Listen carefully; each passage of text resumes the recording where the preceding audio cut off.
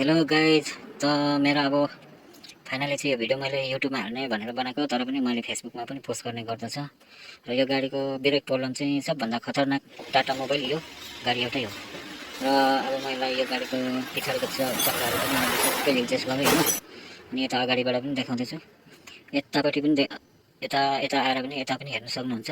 यो साइडमा पनि यतापट्टि पनि मैले देखाउँदैछु।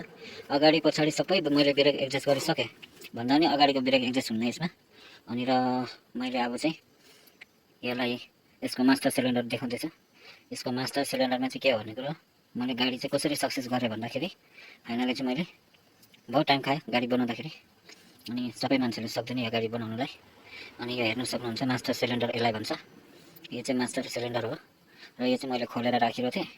अनि यो खोलेर राखेको यो पुरानो हो, नयाँ चाहिँ मैले गाडीमा फिट गरेको छु। अब म गाडीमा फिट भएको पनि म देखाउँदैछु तपाईँहरूलाई। अनि यो तीनवटा पाइपलाइन यसमा तीनवटा हुन्छ। देख्न सक्नुहुन्छ गाडीमा फिट भएको चाहिँ यो है।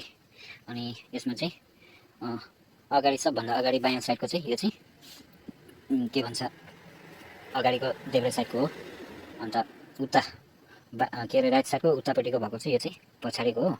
अनि यो तल झरेको चाहिँ यो चाहिँ अगाडिको दाहिना साइडको ड्राइभर साइडको चक्काको हो।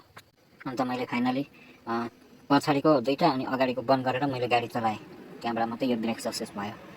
गर्दाखेरि यो मार्किनले हानेर देखाएको छ अगाडिको बायाँ साइडको हो, त्यसलाई चाहिँ मैले लाइन काटिदिएर फेरि लास्टमा चाहिँ यो मैले फिटिङ गरेर बनाएको हो।